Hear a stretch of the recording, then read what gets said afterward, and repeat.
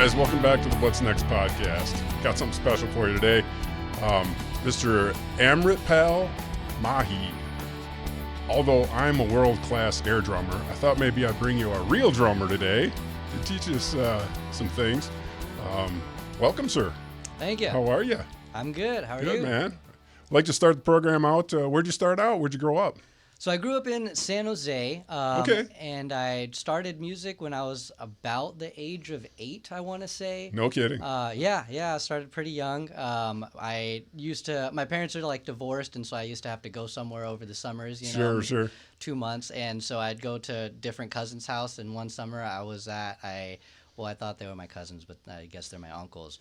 But I was there every day, and like one day I come in and I'm greeted by the parents, and I'm like, hey, what the heck? Like, where's Sumit and Amin, And they're like, oh, they're in the garage, and so I'm kind of like inching my way towards the garage, and I can just hear it, and I'm like, oh, wait, what is going on? Yeah, nobody told me about this yesterday, Right. And so I go in there, and I'm just like, one of them has a guitar in their hand, one of them has a drum set, and I was like, whoa, okay, this is like a child's dream, And so I go over, and my cousin who was on the drum, or my uncle who was on the drums, like we weren't as close at the time, so I kind of like went over to my uncle on the guitar, and I was like, hey, can I play something?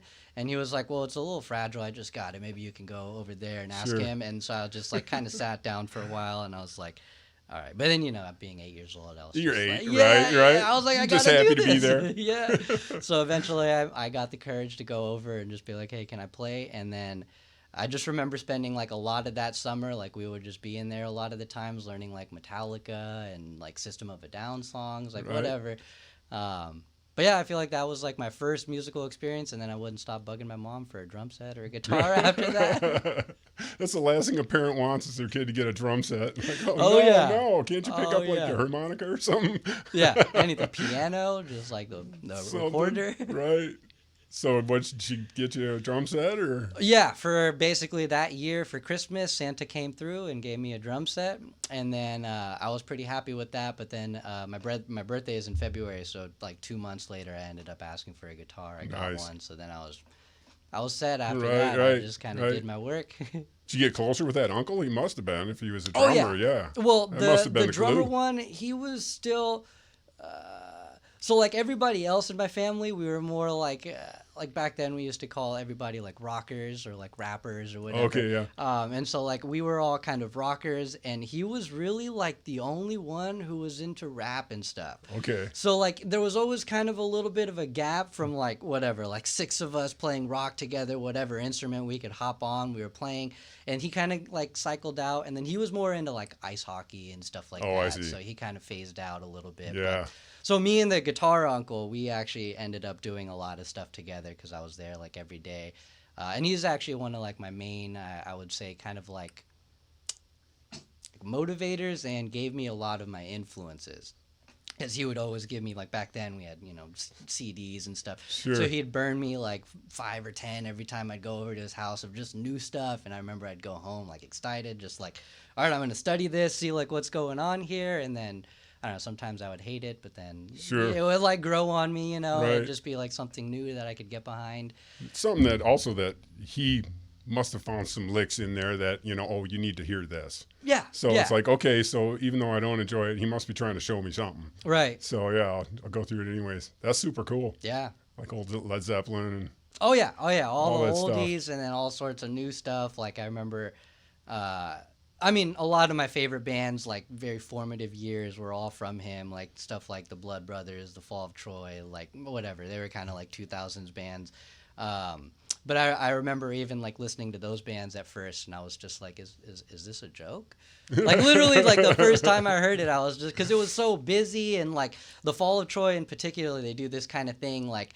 It's like one guitarist, so he's kind of doing like the rhythm and the lead, trying to do it like at the same time. So it's kind of like he'll hit a chord, and then he'll do like a fast lead line, go back to a chord, and kind of do a little lead. I see, right. And so it was like busy, and I guess I hadn't heard something like that before, and so I was just kind of like off put by it. But I remember him asking like specifically like, "Is this a joke?" And he was like, "No, I actually like this." And I was like, "Oh. Okay, there must be something there, So exactly. I went home and I just like was on repeat, and I was like, man, if he likes it, there must be something here. Eventually it became my favorite band, and I don't know. That's pretty cool, right? Yeah. How'd your mom do with all this stuff? She musical or? I mean, she was supportive, that's for sure. Yeah, good. I mean, and she likes music, but she wasn't musical. I don't really know where the music stuff came from. Yeah. Besides my uncles, like before that, it didn't seem like anybody really had anything to do with music. My dad apparently played like some hand drums, Indian hand drums, like tablas and stuff. But like I didn't ever see him do any of that stuff, so I don't know. And then that doesn't really explain why my cousins and stuff are musical or whatever. But yeah, every single one of us, we play something, whether it's bass, guitar, or a little making beats on electronic pads, drums. No kidding. Yeah. Yeah, see, you're past my age, so I know I don't know much about that digital where you can make your own music, lay it over, that kind of stuff. You know, I'm from such a live music type era. Right. You know, but it's so interesting to watch on YouTube. You know, watching guys putting stuff together. It's like that's amazing. Yeah, and a little finger drummers. The little finger. Yeah, it's amazing. That's so cool. Right. So where did you like? What was your first like in front of a crowd? How did that go? Do you remember that? It was like a church thing or No, surprisingly I didn't do church until much later in life. Okay.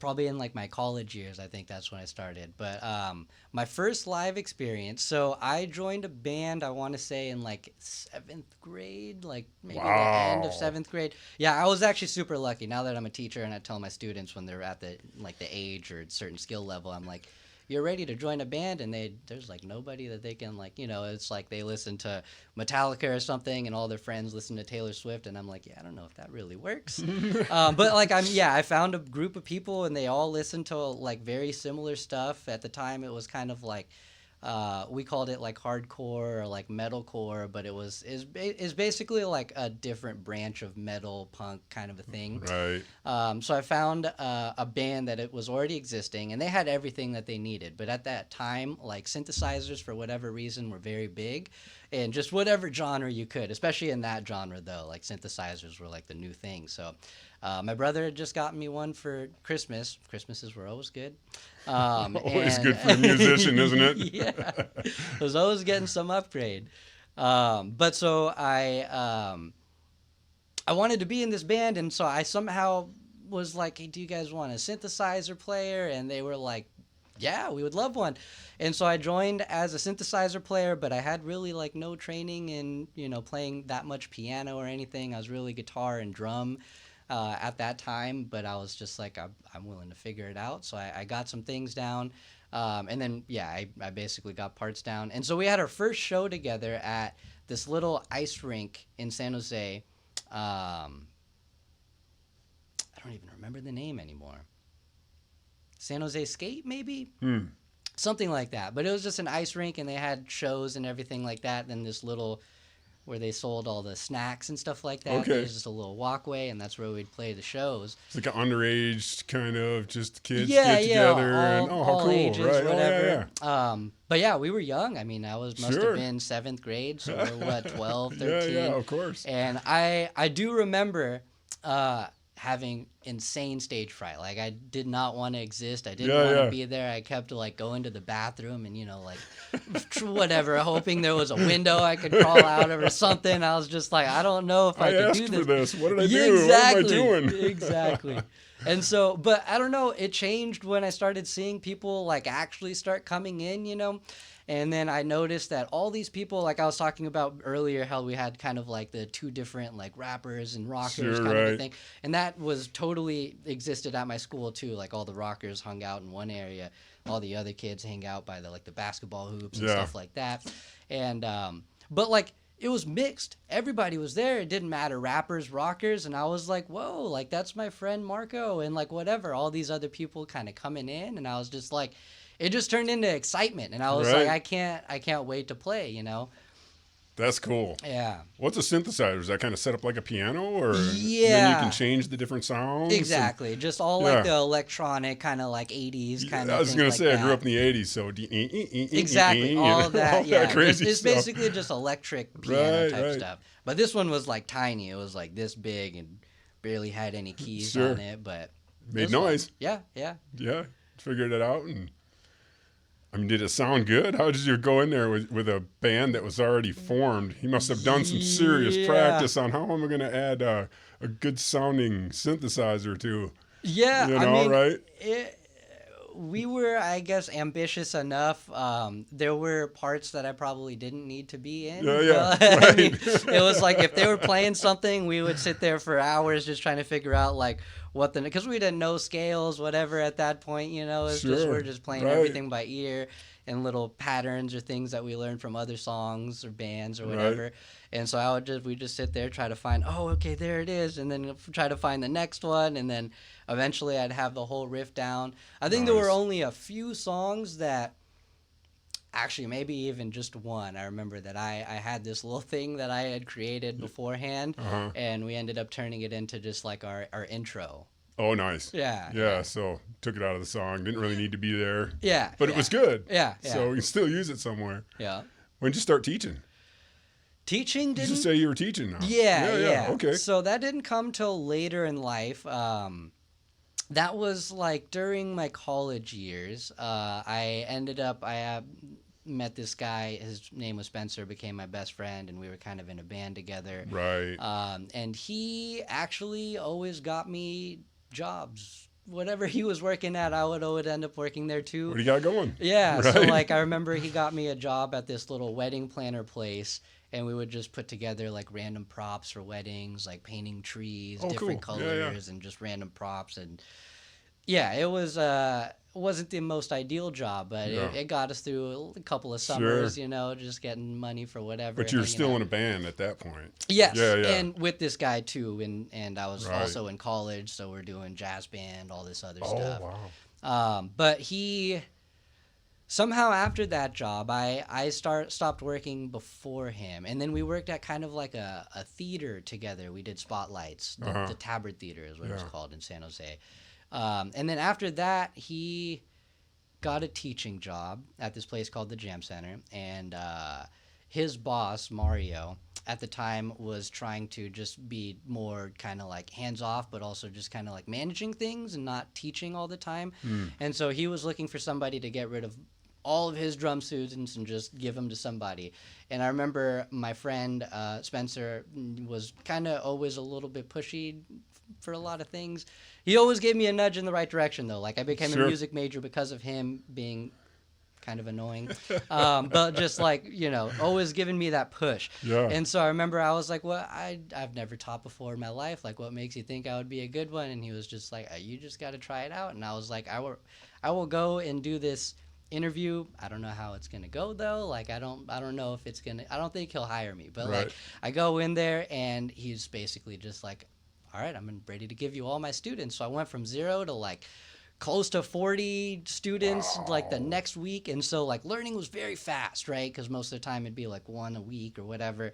But I just had a whole schedule lined up. And so like by, a month in, I felt like I'd been doing this for a long time, I was seasoned. And Threw you right into it too, Yeah, man. yeah. How do you get better? yeah, exactly. Jump I right had into it. all the experience and, every skill, every age, whatever. And Yeah.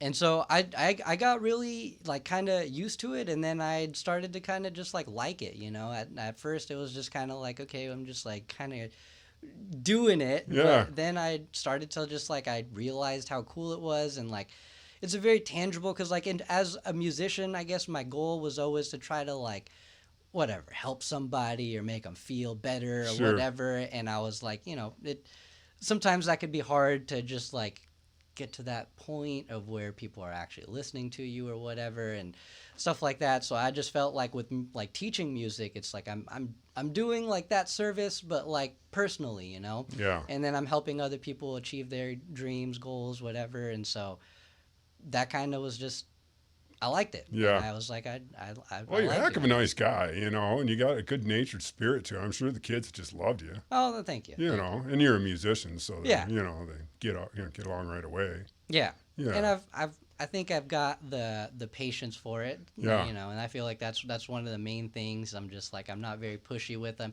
And I remember what it was like growing up for me too, because I still feel like I'm 16 or whatever. And so like when I first started taking lessons, like I remember what the pressure of just even having somebody in the room with you, you know. Sure. And what that does. knows so much more than you, right? And it just like even, I mean, I remember when I was taking lessons, like I would be in the parking lot 30 minutes early. I'd have my practice pad and my sticks. I'd be doing everything perfectly. I'd get into the room and then I would just like shut down. Joke. And then he'd be looking at me and I'd be like, I swear I practiced. Right, But he'd right, be like, right. and I'd be like, oh, I hate that, you know? Right. And so like, you know, when my students like that same thing occurs, I'm just like, you know, it's okay. You're going to get it. Like, and just like, Yeah. it's about that patience, giving them that space and just like, Yeah.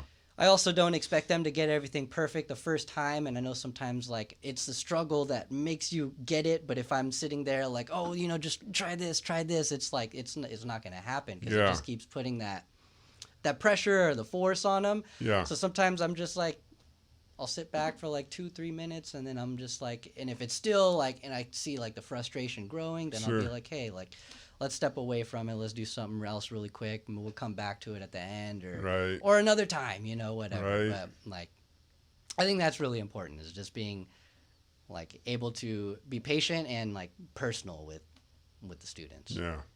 I've always heard people say, you don't really learn a skill until you turn around and teach it to somebody else. Did you feel like you grasp it a little better once you started teaching it and started listening to your own brain talk about it? Yeah. I mean, because in the beginning, you know, like you feel like you have to know everything. Yeah. And so that was like my biggest fear when my friend was like, hey, be a teacher. And then everything started to become a reality. And then I was like, I psyched myself out. I was like, I don't even know if I know anything. Like, you know, like, Sure. What if I get someone who's going to start telling me something and then it's like they're teaching me? And I was like, it would kind of weird me out. But then as you get into it, you realize that like, everybody's on the journey. Like I'm on the journey. My teachers have been on the journey. And sometimes I would even ask my teacher a question and he'd be like, I don't know, like maybe let me think about that. Like next week I'll try to have an answer for you. Sure. And so like things like that, when I became a teacher, I was like, okay, like I don't have to know everything, and that's okay. And I can do the same thing. I can be like, I'll come back around to it or whatever. But definitely like you become, because you talk about the same things, and most people are coming in as beginners. So like the foundation, the beginnings get so like solidified because you're constantly just teaching, talking about it. And then like one way doesn't translate with somebody, so you find another way to talk about it. And then like just talking about it in a new perspective, sometimes it's like, oh, okay, it's something else clicks, you know? Yeah. And so it just, I don't know, that has been also very cool. And that's why I like teaching so much, because even if I don't get to practice as much as I would like or whatever, it's like I'm constantly talking about it, and my students are constantly showing me new things, or kind of even pushing my boundaries sometimes with their questions, and just being like, oh, I never even thought about it like that. Like, cool, I'm going to explore that. Exactly, right. I've heard dancers and musicians say, you know, I've made mistakes, and then in the midst of recovering, I've come up with whole new dance moves. Oh yeah. You know, it's the same thing with, you know, musicians. Oh, I screwed this up. I was like, oh my God, that sounded pretty cool. Yeah. Let me go back and revisit that. Or how they slipped from one mistake into trying to drown it out or whatever. It was like, wow, hey, that was cool. You know, so don't ever be afraid of making mistakes. You know, the guy was trying to get to, you know, because you'll learn more from that too. Yeah. And come up with new things. Yeah. No, I mean, there's things like that. I mean, I try to tell my students all the time, like the live performance, you think it's going to be 100% every time, but I feel like most people don't even get to 90, you know? It's like there's always going to be something in there. Something doesn't go as planned. You looked at somebody and it just like, whatever, you went blank or whatever. I mean, things come up. Sometimes I get on stage and I'm like, oh, I'm hungry. And the whole first 20 minutes, I'm just thinking about like, oh, man, do I want to go into that Mexican place across the street, whatever? And so like sometimes you're not completely in the moment or whatever, and you just get caught by surprise. And so like that's when I feel like things happen, the unplanned, right? And it's like you couldn't even fathom how you're going to recover from it. And like you just have to deal with it. And however it happens, it's like sometimes it'll throw off the basis, and now it's like, okay, now we have to recover from that too, Right. and it's like it keeps happening. And so I remember when I was younger, like in the college days, I used to like I really liked that idea of like, you can't plan for this, So I was like, okay, but how do I try to recreate this? So I remember I used to just play drums and I used to just try to throw my hands around and like, oh, it's like, now I'm leading with my left hand or something. And I'm like, but this is what would happen, Like sometimes it's not perfect. And like your fill ends a little bit wonky and you're like, okay, oh, and now I'm left hand lead. Like, how do I make this feel good for X amount of bars? I got to do this until I have a free moment to kind of like reset things, Yeah. And so I would do that and just try to like, okay, now I'm like this and just, it's uncomfortable, but I just got to try to find my way. And then, all right, now we're back. Dude, that's cool. That's so cool. That's really cool. So I guess I've always thought of you as a drummer. Tell me about your guitar playing. Are you still doing that? Is that something you're playing with? I didn't know you played guitar. Yeah. So, I mean, they're pretty much side by side. Are and they? I guess how long I've been playing them. I see. Right. That's what it sounds like. But guitar has always been more of a... Like, I'd see certain things and I'd be like, oh, okay, here's a cool new shape I can do. And then, like, I'll see someone else and it's like, oh, okay, I have this new shape. Sometimes it'd just be, like, my own experiments of just, like, okay, I have something in my head and trying to go around about it. But, like, I have less, I guess, like, theoretical knowledge about the guitar. Like, I went to school for music on drums, so, like, I know all this stuff and a lot of the same stuff because like it's not like I'm just focusing on rhythm as like a music major. I mean, they make you go through learning scales, being vocal proficient, piano proficient, all that stuff, and so you're kind of dealing with the same things that you deal with on the guitar, but I just never took the time to translate it and just be like, okay, like here's a C chord on the piano, but like, all right, where is it on a guitar, right? And so my understanding of it, I guess you could say, has been worlds away from where I am on drums. Like I could almost talk about anything that I do on drums. Right. But like on guitar, it's like if someone were to be like, hey, what key is that? I would be like, I couldn't tell you, tell me, But like I through the years of whatever, like all the music major stuff and just like playing in bands and stuff beforehand as like when I was younger, like my ear has gotten like decently good. So like I can tell when I'm not playing in key or whatever or something like that. So like I'm good about that. My my abilities technically on the guitar are pretty good, but like if someone were just to be like, all right, let's jam in the key of A or something, or like rip me a solo, like I wouldn't be able to do that. Yeah. Oh, I remember being a kid, man. I went out to my aunt was a guitar player. Oh, nice. So I just begged and begged, can I get some, she taught. So I went out there a few times and taught. I just could not get the hang of it. Maybe from lack of practice or something like that. I love music, but I just don't have the talent. You know what I mean? It's, no, you don't know what I mean. But I remember, I played like some brass in middle school. Oh, yeah. And we went up for a show from the high school, and the jazz band came out. I was blown away. I didn't know high schoolers could do that. Oh yeah, that was insane. It had saxophones and drummers and guitar players, and I was like, wait, this is part of band? Yeah, I had no idea. So you were part of that? Yeah, you did the jazz band. Yeah, tell me about that, man, because that's amazing music. Yeah, And I mean, jazz band I didn't do until like college, but I did do like the whatever they call them, like concert band, symphonic band, or whatever in like middle school and high school. And then I was even in marching band in high school, which I kind of had like a love-hate relationship. I hated it while I was doing it, but then every time I wasn't doing it, I was like, man, I really miss it. And then so I only did it 2 years because I always had a year break in between. But like jazz band, honestly, it probably some of the most formative years of my life. It really because it's also like they play like fusion of jazz, right? So it's Right, like they get into right. Latin or Exactly. all sorts of different types of music, and it like you really get like very well versed in all these different types of music. And I had no clue going into jazz band that I'd be learning Yeah. different styles. I thought it was just going to be jazz, which I was even kind of like already a little bit scared because I just grew up rock, and that was one of those things that my buddy Spencer forced me into, was joining this jazz band. And I remember actually a couple of my buddies were kind of like teaming up on me in the parking lot one day, and they were like, hey, we need a jazz band drummer. And I was like, I'm a rock drummer. Like, Right. I've never played jazz. I listen to jazz to like feel cool and like think that I'm like a mellow or whatever, but like I'm really just a rocker. And they just like kind of wouldn't leave me alone. And I was Sure. like, all right, how do I get you guys off my back? And they're like, there was some music major meeting that was happening that day, and they were like, if you just show up. And I was like, okay, if I go, like, will you guys leave me alone? so I was like, all right, I got into the room, and I'm there for the meeting, and I was like, cool, it's over. I'm out of here. But then the teachers were like, hey, are there any drummers in the room? And I was like, yeah. And so I didn't know what I was getting into. I just thought they were asking or something. So they're like, hey, can you come up here? And I go up there and talk to them. And basically, they're pressuring me the same way my friends were. Hey, we need this drummer in jazz. We usually have multiple, but now we only have one.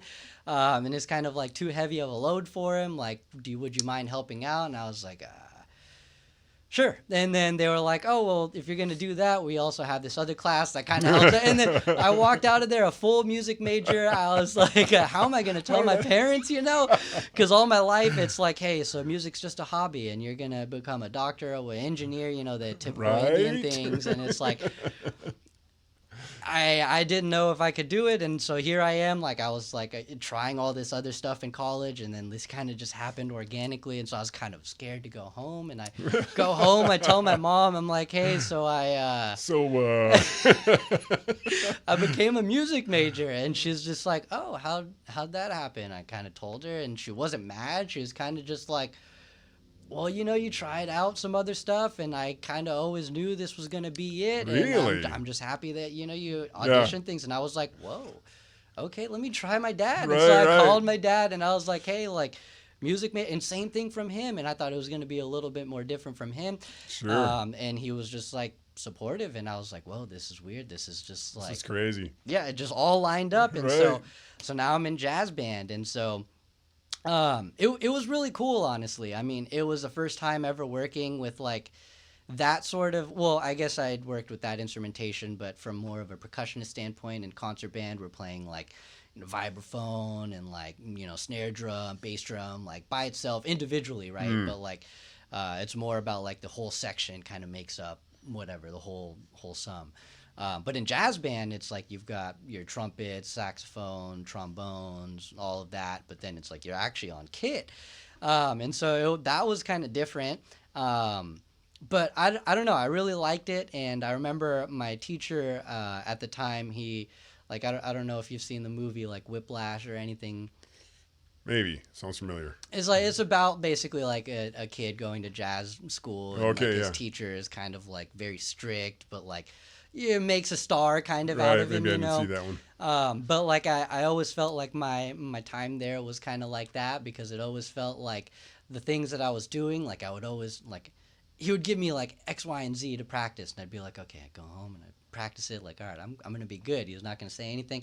But then it'd be like, all right, you got to practice those plus like a couple of other things. And then the next week it's like more things, and I was just like, it really made me question a lot about who I was as a musician. Sure, right. If I was a musician, like, is this for me? Like, am I even a good drummer? Just because it was always like something. I'd have to go home every time we had class, and I'd just be like, okay, now I got to work on just like this. And my list would always grow, like, oh, now we're learning like this new songo piece, and I got to get this new beat down for it, and like I'm still struggling with just keeping time in jazz, but now there's all this other stuff we have to get in, and then there's like different types of hits, and now he wants me to do a solo in the middle of the song, and then it's like, it was all these new things that I had never done as a rock drummer. I was just like, well, this is a lot to take on. And luckily I did have, like, they require you to take lessons. And so, like, that was my first time ever taking actual lessons also. So I'd been a musician for probably like a decade at that point. I had my first lesson when I was probably 18, 19. Yeah, right. But that was cool because that really helped me with a lot of the stuff because I would just be like, I have no clue where to start with this. And he would just, all right, well, we're going to start from here, and then we kind of build up from there. Yeah. But yeah, I mean, I learned a lot in that class. And even if I had kind of like self-doubts or whatever, I just feel like at the end of it, like I really became a much better and more studied and versatile musician out of it. Yeah, right. And I don't think I would have gotten that anywhere else. Yeah, I mean, there's great rock drummers and there's great jazz drummers, and it just very talented both, but it just seems like a different animal. Yeah. You know, I've seen with the brushes, with this, you know, with the jazz, it's a little softer. It's, you know, it's just a different sound. It's got more different nuances. Yeah, right. I can see exactly what you're saying. Oh, cool. But then it's cool when you mix them too, because you got people like John Bonham. I mean, a lot of drummers from back in the day end up becoming like either influenced from jazz drummers, funk drummers, whatever, or even some people become jazz drummers. But like I feel like John Bonham was one who was like always pretty studied in like different kinds of things. Really? Because even like one of his favorite beats of mine, like the halftime shuffle from Fool in the Rain. Yeah. Iconic, just one of the greatest beats out there.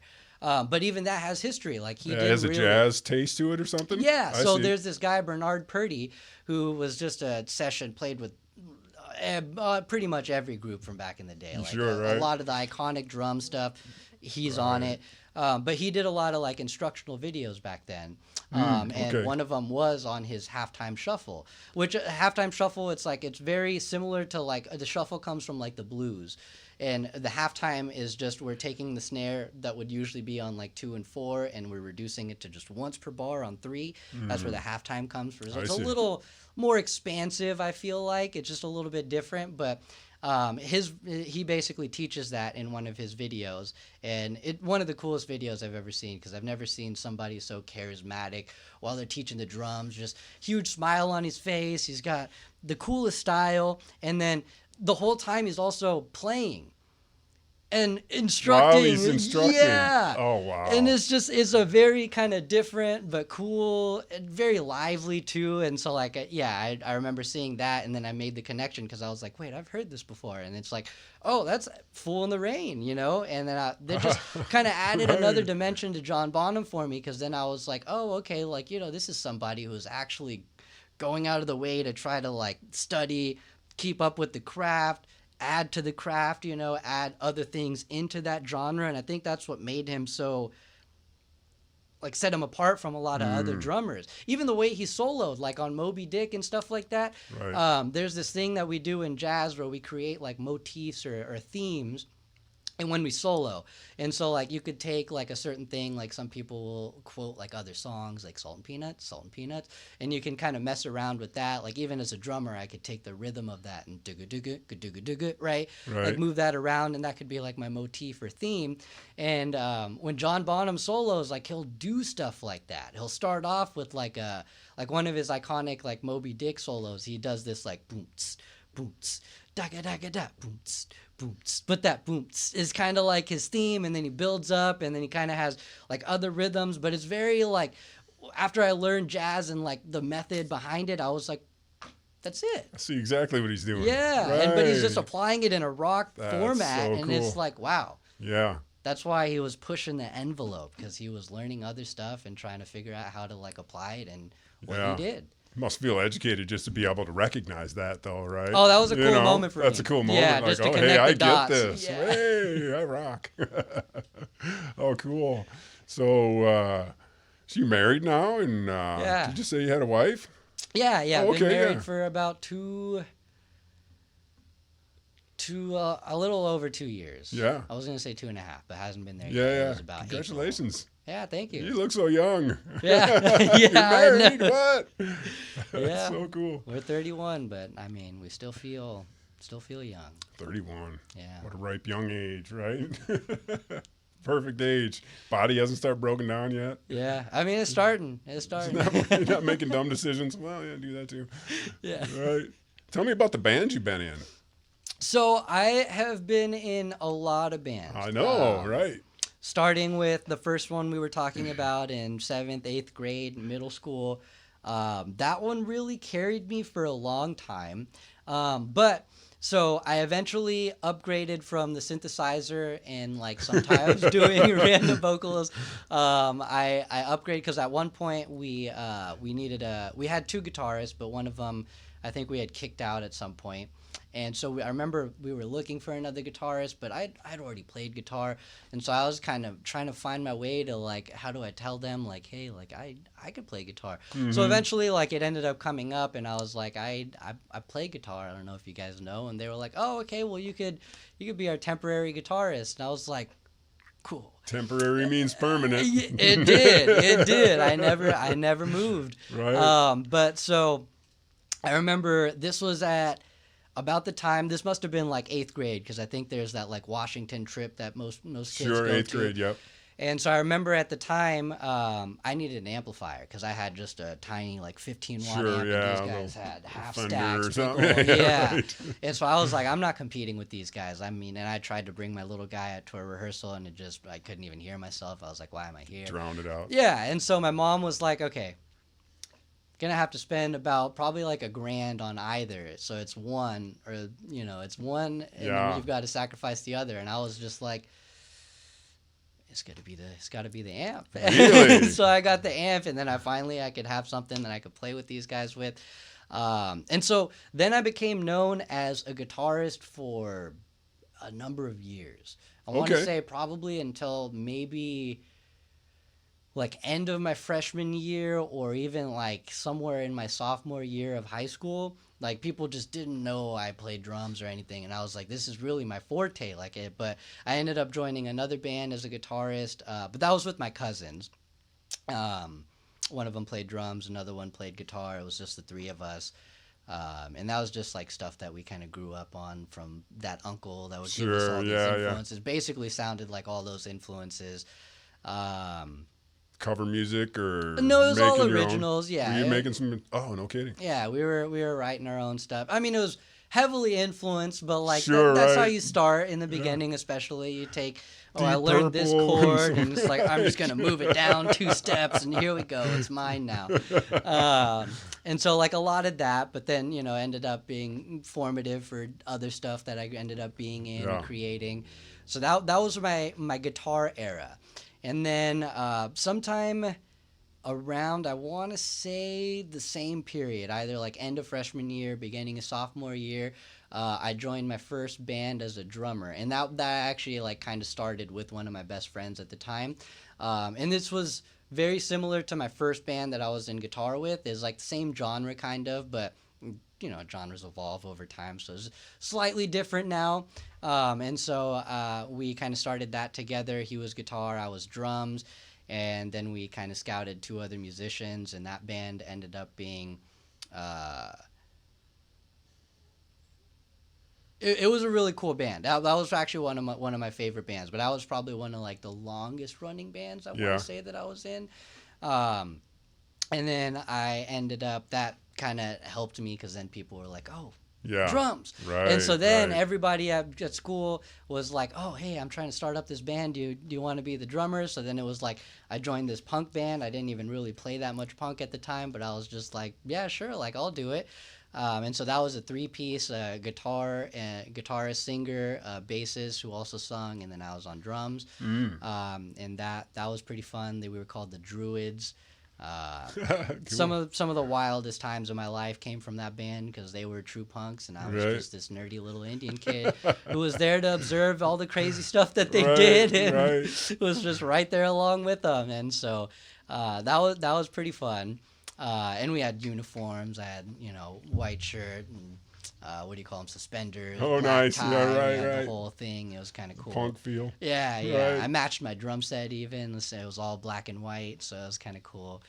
And then I remember punk in the 80s. You were a little late for that. What kind of punk were you playing? Yeah, so I mean, I didn't listen to a whole lot of punk at that point, but like my 2 bandmates, they had the look, they lived the lifestyle, they were listening to everything. So it was like, can't remember exactly what the band's name that they were like super influenced by, but like we would play like sometimes Ramones, Misfits, like stuff like that, Sure. like some covers, but like we did mostly like originals, but it was still kind of in that vein. It was like pretty fast, just like aggressive punk. Yeah. But then that band ended up kind of evolving, as everything does, into just like kind of like it kind of was like a rockabilly and almost like surf style music. Like we used to call it like surfabilly or something like that. That's awesome. But like it was like a mixture of like punk, kind of like rockabilly and like certain kind of like surf elements, I guess. But like generally just like kind of fast, upbeat kind of music. Yeah. But like it was actually really cool what it ended up becoming into. But then that ended up they were kind of very strong people, so they kind of ended up getting button heads a lot and stuff. Oh, I so see, that ended up becoming our demise. Yeah. Was kind of that. It's a punk thing. Yeah, exactly, You know? exactly. Button heads, literally. Exactly. Right. And I mean, but I really like that band. I think that band could have gone pretty far if we kept it going. But that was fun. And then I ended up joining another band with another one of my best friends. And that was more like, I would say kind of more me. I remember we kind of formed that band because like both of us, we were friends of friends for a long time. And like, some of my friends, he was in a band with them, and I'd be at a lot of their shows. And so like we kind of became friends. And so like we ended up jamming in my garage sometimes. But like, I remember in the beginning it was like me on guitar, him on guitar, which is very rare for me as like jamming with people.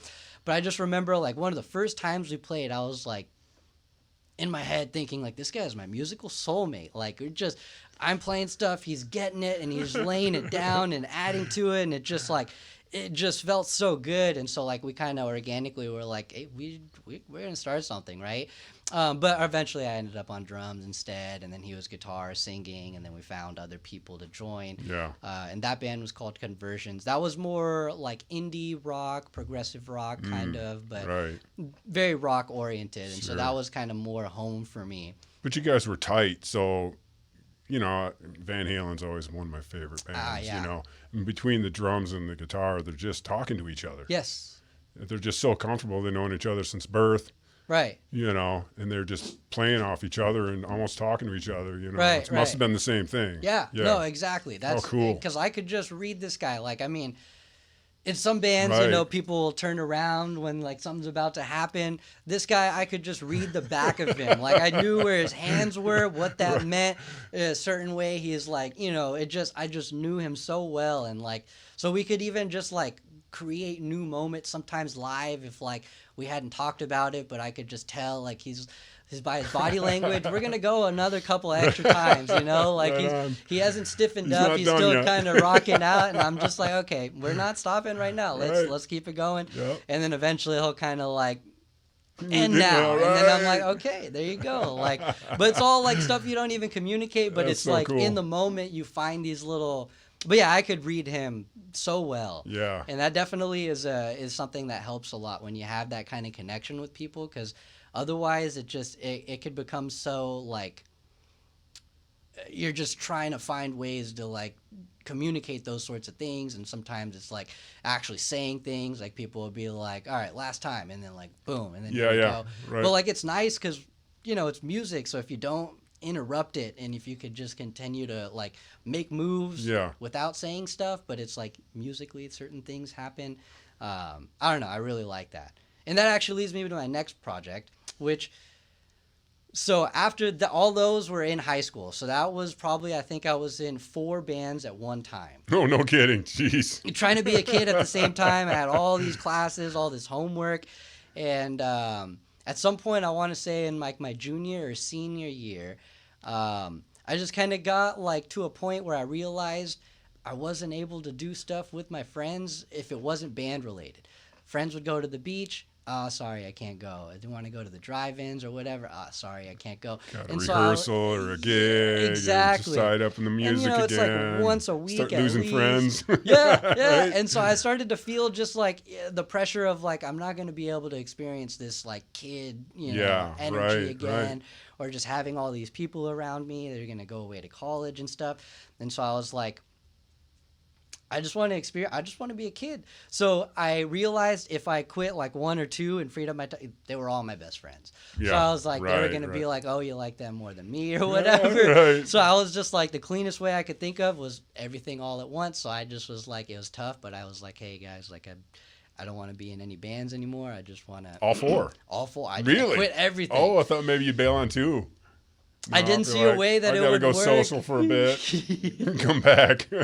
Yeah, no. The only way that it made sense in my head, I was like, I gotta just cut all ties, and that way, like nobody could be super upset. It's just like a me thing. Like I just want time for myself, and that way it's like, oh, I'm not picking favorites. So I went from 4 to 0. My schedule opened up. I was bored a lot, but like I guess that's what I wanted, Practice time. Yeah, exactly. You needed it. And I had started meditating and other things at the time, so I was, kind of finding different things, different parts of myself. But coincidentally, around that same time, it was like my senior year. I had just graduated, and then that summer, I remember one of my buddies, actually that I was in a band with previously, the punk band. He was having a house party, and he had just gotten these new drums, and he was showing them to me. But of course, he was like, "Oh, but you can't play them," and I was like, "What?" He's like, all these people were trying to party, and I was like, man, then why'd you even show me these? But so anyways, I ended up over there hitting them with my fingers, just trying to do something. And then this guy that I had not met before runs up to me, and he's like, hey, you want to jam? And I was like, well, we can't. But he just, before he even heard me, he runs off. He comes back with an acoustic guitar, and I'm like, all right, we don't even exchange any more words. He just starts playing. I'm still with my fingers. Yeah. But like, I just realized, like, during that jam, I'm like, he's playing some stuff that, like, he's got to know this band, he's got to know this band. And, like, some of the stuff that, like, my uncle had shown me, like, wasn't the most popular, so at that point, kind of obscure, like, not very well known, right? But, like, those bands were popping up in my head by his style and how we're kind of, like, jamming together. Yeah. And so, whatever, we'll do that, and eventually the friend comes in, he's like, hey, I told you guys, and I'm like, it's not me.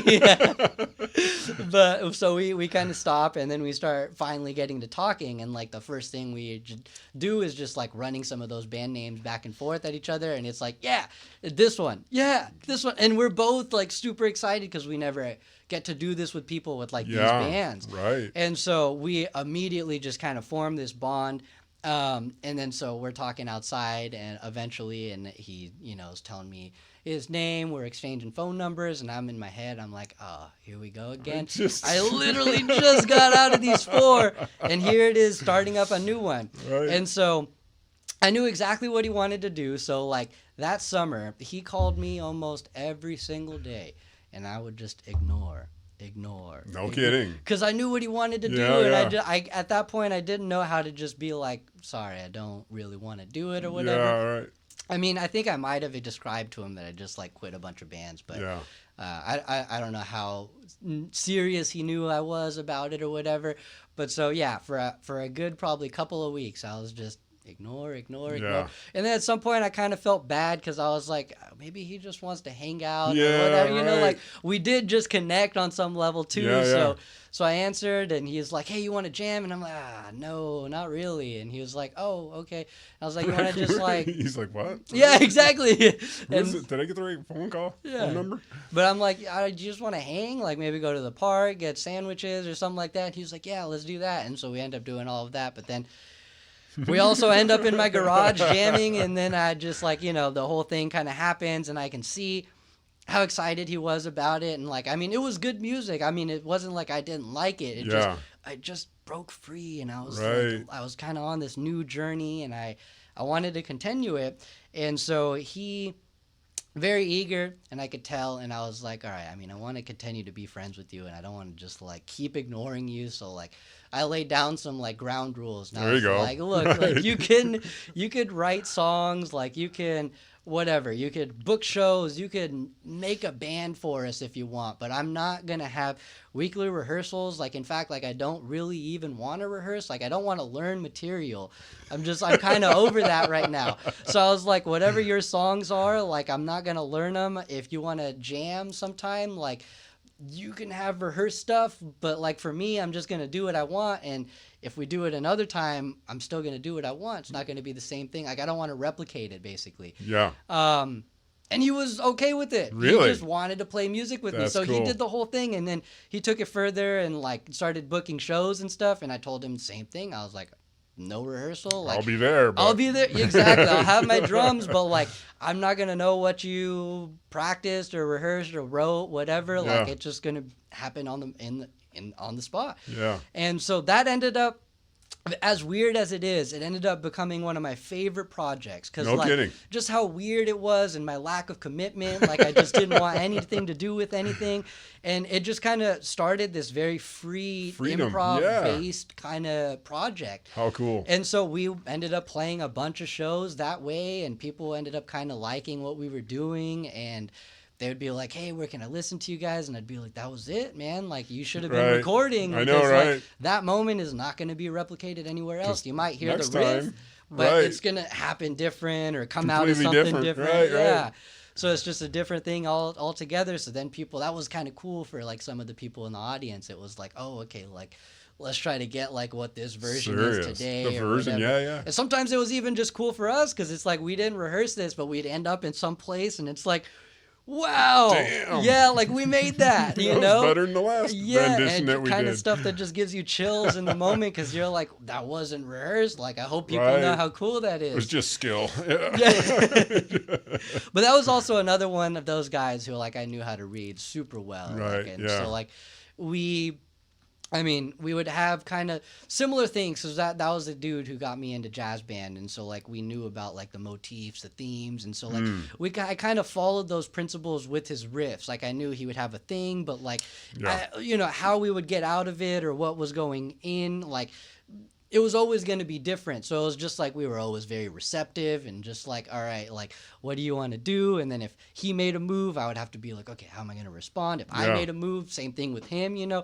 And it was always this kind of like, I always describe it as like, it's like a huge puzzle. And the whole time you're trying to put it together and it's like you finally get like a little corner, it's starting to look like something, but then it's just like one of you messes it up and scrambles it, and then it's like, all right, and we're all both just kind of scrambling to put it together again, and finally something looks like something, and then it happens, and the whole time it's just like that until it ends, you know?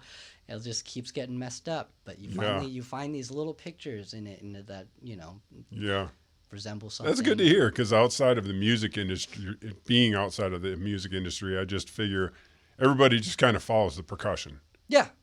You know, and whatever he's playing, you got to stay to his beat. Yeah. You know, but it's not like that. It sounds like you guys are playing off each other too. Yeah. That's cool. And creating stuff in the moment, and eventually other musicians from our jazz band would end up they'd started like coming out. There's this one dude, the bassist that ended up becoming our bassist, he would just show up at our gigs with his equipment, and we'd both look at each other, Spencer and like me, could we like, did you tell him? And both of us would be like, no. Did you post about it? No. And like, but he knew the location, what time, like all this stuff, and would be ready, and we'd be like, I mean, we're not gonna say no, you know. Jump so in, man. yeah, exactly. Was he talented? Yeah, he was good. Yeah. And so, but he was eager and just would try to figure it out, and that was where we started to kind of finally form into like a group, because then he was like, okay, well, you guys have like these ideas, however you get in and out of them, whatever, but there's like these ideas that you have, like, can I learn those? So then I know something that I could do for it when we get to that point. And then it kind of started the whole, okay, I guess now this is kind of like a song, if you can call it that, or an idea. Same thing. We're still very improv about it, but now we have like, this is the riff, right? This is how it starts or whatever. And then we got other people, a trumpet player, trombone player at some point, a saxophone player. That was probably the biggest that we had. Yeah. Which was very cool. Love a good saxophone in a rock band, man. Yeah. It sounds great. And and so it just kept evolving and becoming different, like, at every stage, every person we added in, and then yeah, and it ended up becoming very fun. But we tried to always keep the improv element in there, no matter, even if like, because then we started recording and stuff, so then we had like actual songs, you know. But we still tried to keep the improv element alive. Like every time the opener for our show was always something unrehearsed, you know, and it was always my favorite part and sometimes actually stuff that we ended up recording would end up being that opening jam just because it ended up being so cool, and we're just like, yo, we have to use that. Yeah. I've just always looked up to drummers, man. I watch them and it's like, how is that possible? You're doing all that. It's just crazy to me. We went to, Wade and I and our ladies, and I think your son went with us too. We went to see a guy named Casey Frazier in a very small venue. And so you're basically kind of sitting right in front of the drummer. So I'm sitting there watching him. And there's so many little nuances that he'll, you know, as he'll start into something, it's like nobody wrote that for him. You know, or he'll throw in something it didn't need to be there, but it just sounded so freaking cool. Yeah. Same with the bass player. It's like, it's not just a don't, you know, he'll throw in something. Right. It's like, oh my God, it didn't need to be there, but it sounded amazing. Yeah. You know, I don't know if his drummer's still with him, but he was amazing. It was fun to watch, you know. Yeah. Just all that, his own mind working. Yeah. To try to sound good with everybody else, but he's actually, you know what I'm saying? Yeah, just kind of like so adding cool. these little like embellishments, ornamentations, whatever you want to made call it his. Yeah. Yeah, that's so cool. And I mean, that's kind of like what it is, because a lot of times, like, there's this thing we call it the money beat a lot of times as drummers, because like most of the time if you're a gigging drummer, you're playing like this very simple kind of like boomts, gats, I see, yeah. Like very baseline beat. There's nothing really fancy about it, but it's just, it fills the parts that need to be filled. You're keeping time. It's that solid. has to be there. Yeah, it has to be there. Right. And so like that's 90% of it is just like, we call it like being in the pocket. But then there's, you know, where do we get to have fun, and where do we get to interject our personality? Exactly what I was and that's in that other 10% where it's just kind of like you're saying, those little like the little textures, right? It kind of adds the personality to it. And then every couple of bars, like I always teach my students like this kind of like rule of fours. Like every 4 bars, something kind of happens, and it kind of sometimes it coincides with like the chords. Like they'll move through like 4 chords. Sometimes they'll do it like in bars or whatever. Sometimes it's like less than that. But as a drummer, I usually mark like every 4 bars. I just do something, a little fill, a little open hi-hat, something. But I've told my drummers, like, that's where we also get to have a little bit, because like I don't like to plan those, because I like to just like be in the moment. So I'm like, it's about the music, whatever. Like maybe the vocalist did something and that inspires what my fill is going to be, or maybe I'm doing something with him, right? But like, those are the moments where I just get to do a little bit besides solos, but like other than that, and just like pocket playing or whatever, it's like that's where we get to throw in our personality, is just in those little little ornamentations or whatever, adding texture. Was I watching like an old Bee Gees or something from the 70s, and they hauled out this little like a gourd looking thing with beads around it, and they were oh yeah, I was like, that doesn't need to be there, but oh my God, it makes the like you say, the texture of the background, you know. I was like, that's so cool. That's right. Who thought about that? Decided that we'll put that in there. Exactly. You know? I was like, what? Just to fill up a little bit of space. Yeah, it was amazing. I love musicians, man. It's fun to watch. Yeah. What else you got going on now? So you're just teaching now, or is that what your profession is? That's got anything else going, or? Not much, really. That's my main. That's your main gig. Yeah, that's my main gig. I own a little like music school. Do you? Yeah, called the JamCenter out in San Jose. Okay. From the job that I got from my friend Spencer, I ended up becoming the owner. So I worked for this guy Mario, and his wife, she got sick, and they wanted to be closer to family, so they moved away to Temecula, and he was just kind of going to let the business just Shut died. down. Yeah. Yeah. But I was like, when I was thinking about it, because at this point I ended up loving teaching, and I was like, I mean, I didn't ever think I would teach before, but now I couldn't see me and myself doing anything else. Right. And so I was like, wow, like, am I not going to teach anymore? And I kept thinking, like, what am I going to do? Like Starbucks or whatever, you know? And I was just like, I can't see myself, like, I mean, financially, it's not going to be as good. It's not as fulfilling. Yeah. And like, whatever, I'm just doing it to do it.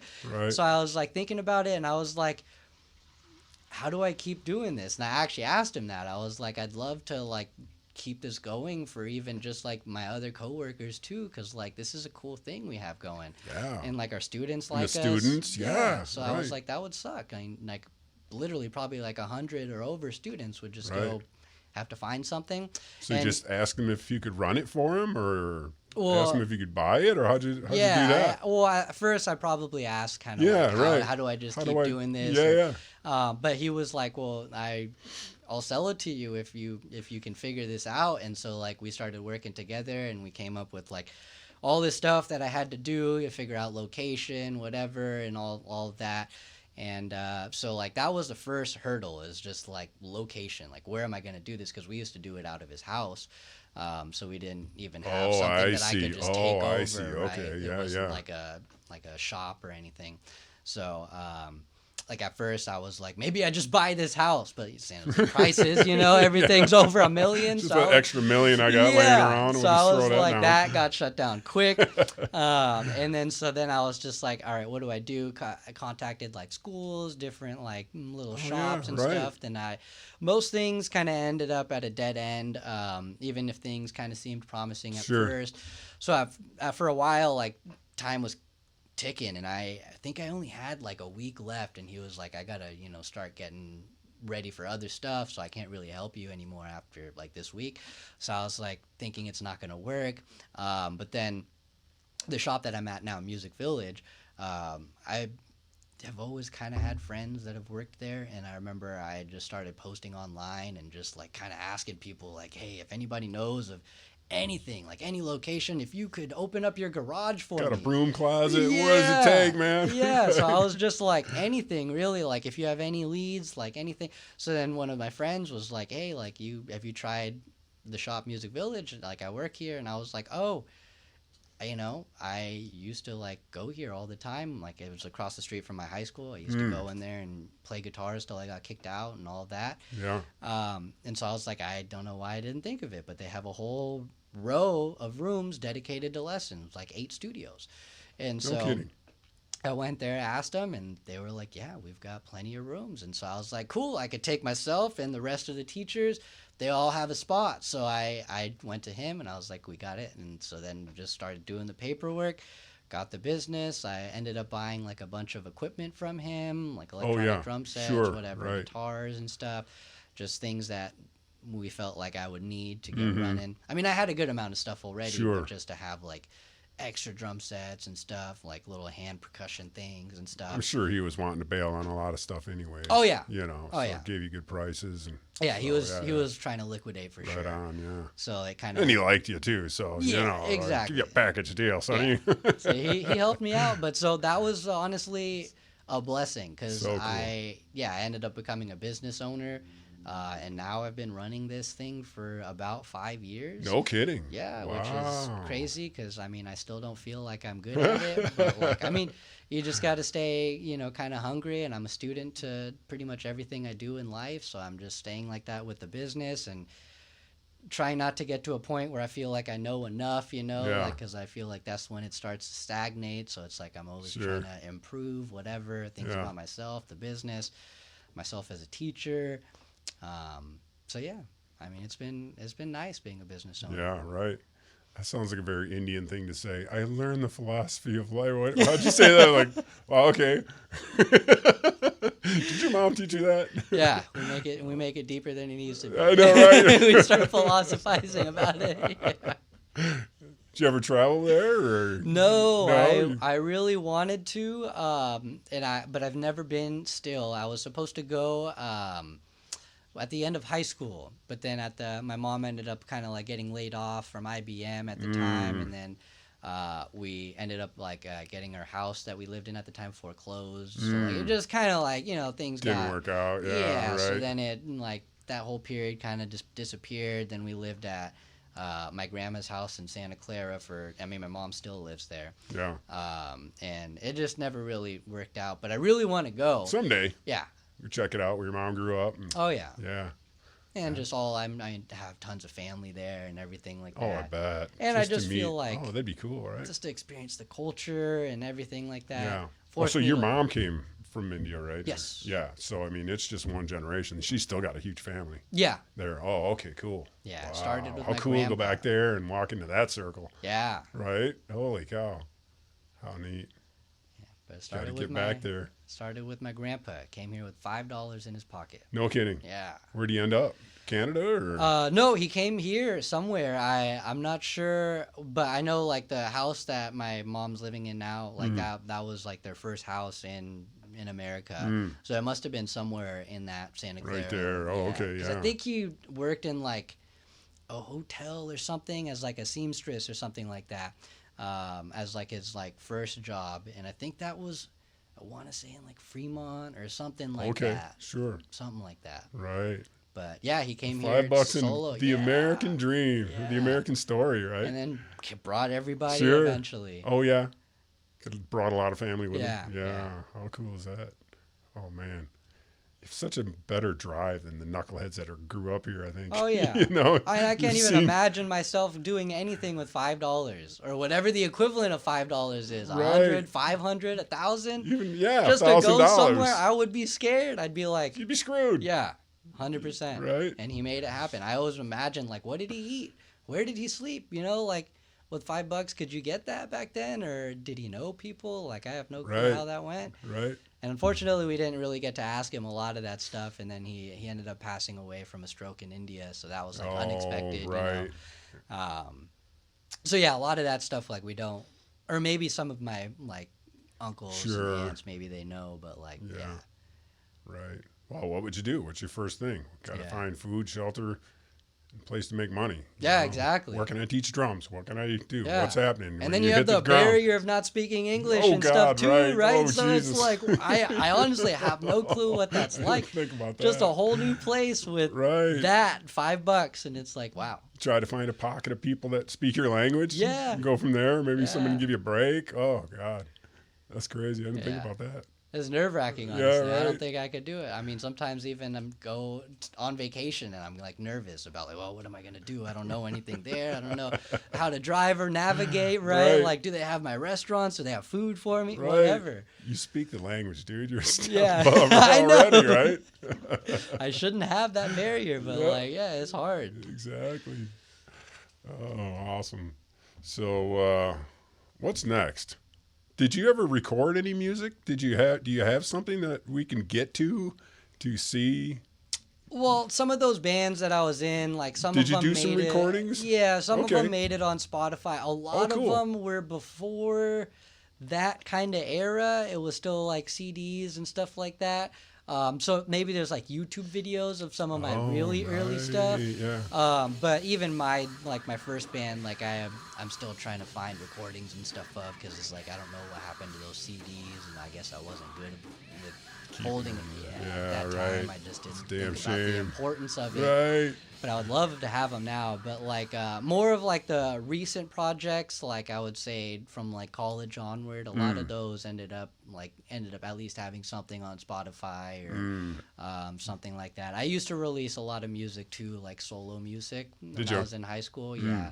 On Spotify? Was that around? Or? No, that was also pre-Spotify. Yeah. So like a lot of Napster, that. well, We used to have a website called, or it's still a thing. It's like an app too now called SoundCloud. Okay. But just like a artist platform to release a lot of stuff. I feel like it's more like electronic and like DJ based now. I see. But that was kind of the stuff I used to write back then too, because I got like my dad bought me my first MacBook Pro, and it had like GarageBand on there, so I used to just mess around on it for fun. And For then, editing, that kind of thing? What's GarageBand? it's just like a music. It's like a very, very basic introductory kind of music recording software. I see. Or digital audio workspace. We call them like DAWs. But I started out on that just because it came with the computer, and I was just like whatever, bored, and I ended up liking it a lot and like getting more and more equipment as time went on, and then I ended up like writing enough music that I like had some releases. And back then mostly it was like SoundCloud, like digital. We used to do like file sharing too. Like there used to be a website called like Mediafire. You would upload like your album, and then you could just send people a link. Right. So I used to do that a lot. Or just like because I was still in high school, I'd just burn a bunch of CDs and just try to like give them to my friends. Pass them out, yeah, right? yeah. And then like whatever happened with that. But I didn't ever like beyond high school. Like I mean, I still wrote a lot of stuff, but after high school, like the last thing I released was this rapping thing. I got into hip hop. I tried to do the rapping thing myself, and there was just everything before that was I was a drummer, a synthesizer player, a guitarist, whatever. I was always just a musician. I didn't have words or things that people could like know what's going on in here. It was open to interpretation. So I don't know, something about that, releasing that like rap album, it just kind of put me in like a vulnerable place for some reason, and I regretted it. I just wanted to delete it like as immediately when I put it out, just because it felt weird for me to have something where I could people could be like, oh, like you believe that, like that's what you think, and and I'm like, things evolve over time, and like I'm a different person. 20 years from now, I might be completely misconstrued. Yeah, right? Exactly. And so that just kind of, I don't know why, it made me very insecure at the time. But like I didn't take it down. I just like kept it up, and like I continued to try to promote it, put it on blogs, and tried to send it to radio stations and whatever, the old school connection stuff. Yeah. And I never really got on anything. I ended up, I think, getting on like some like album review type of websites back then, right? But like nothing super serious. Was the rap your vocals? Oh yeah. Oh really? Yeah. I made the beats and I made the But I think that's why it was so weird, because I had never like just fully like I used to write poetry and journal and stuff, but like that was for me. But here I am, like my thoughts and feelings and stuff I was going through at the time, like Luke and losing the house and stuff like that. So like I was putting a lot of those emotions into it and talking about those sorts of things. So it was very heated emotionally too and stuff. And so it was kind of interesting for me, but like, I also wanted to get past that barrier too. So I'm glad I did it. But that was the last thing I ever released like solo wise. And I think it kind of had something to do with that.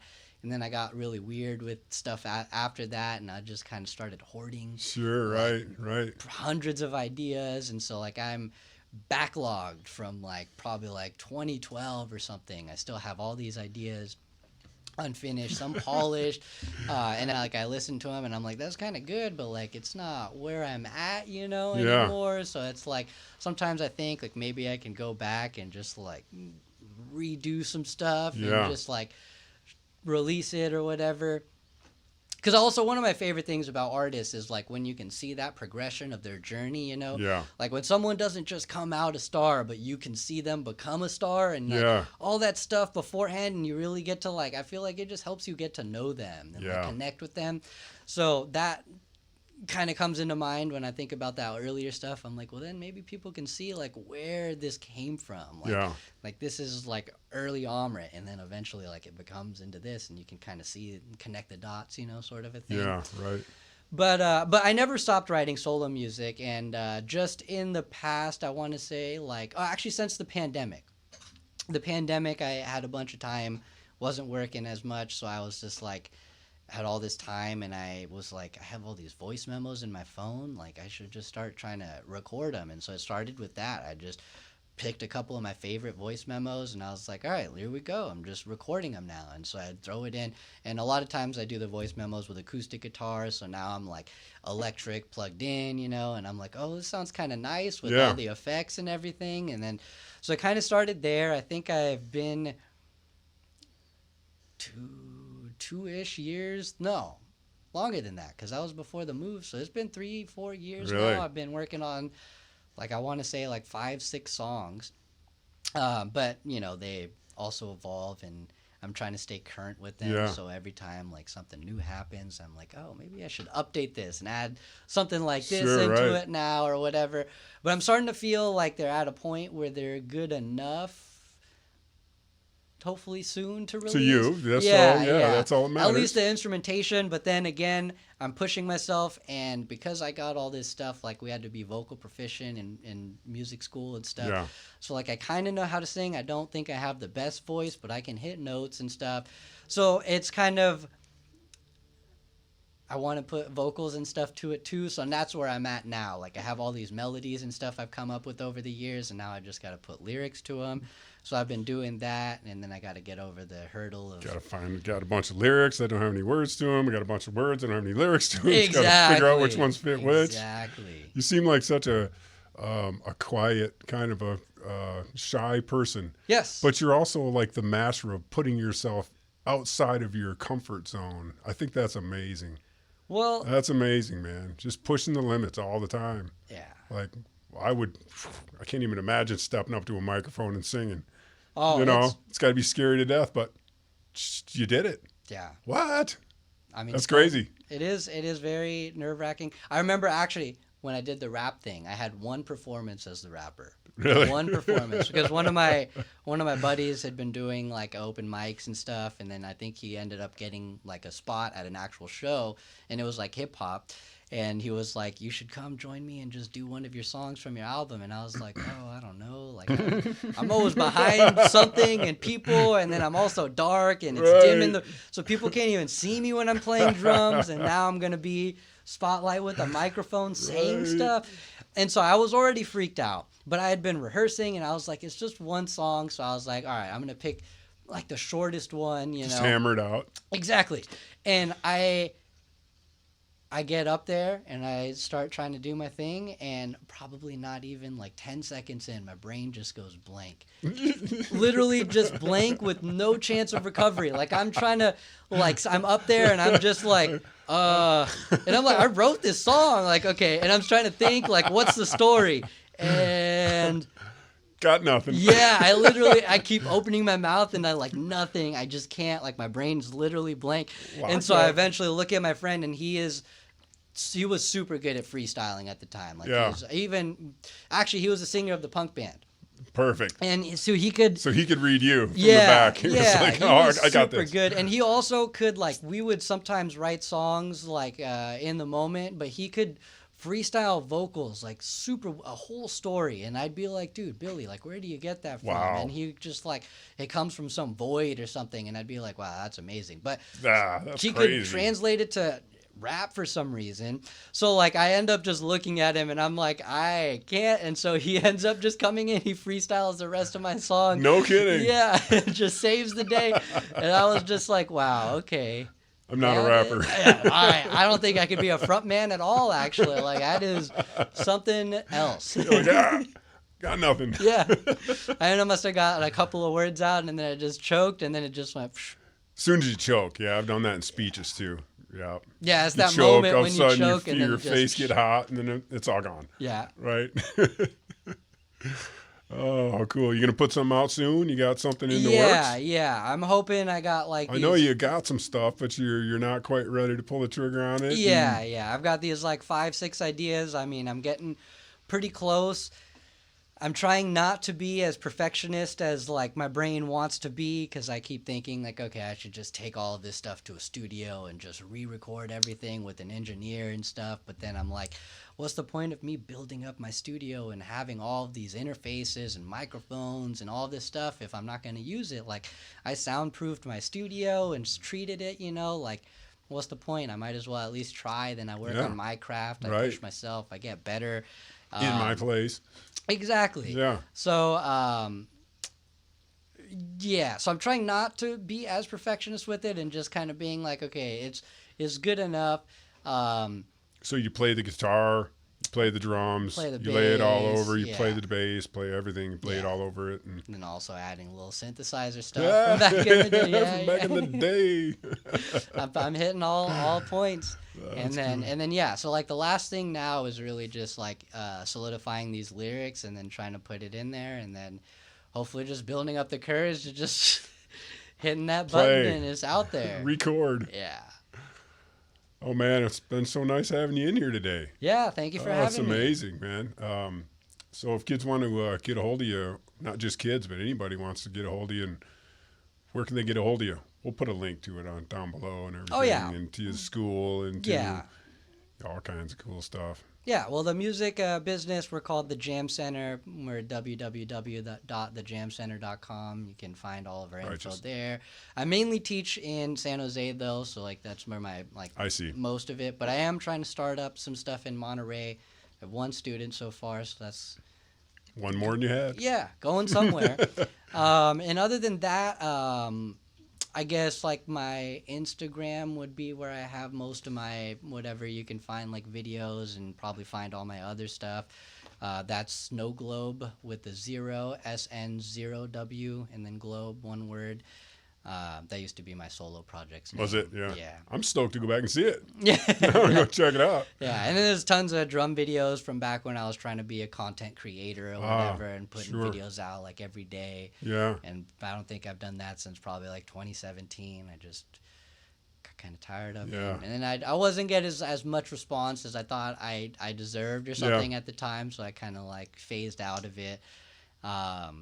But yeah, that's where I feel like the bulk of the stuff. You could probably YouTube my name and find a couple of things. Like I was at the Guitar Center used to do a drum off, which they discontinued.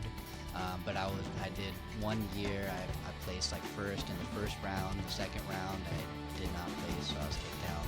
Right. But like that, you'll find stuff like that on there. Maybe some live performances and stuff. How fun! Can't wait. Thanks for coming in, sir. Good to see you. Pleasure being here. That was great. Thanks, guys. Thanks for watching. Subscribe and hit that like button if you found any value to the content. Love y'all guys. Love you guys. Talk to you soon. See you.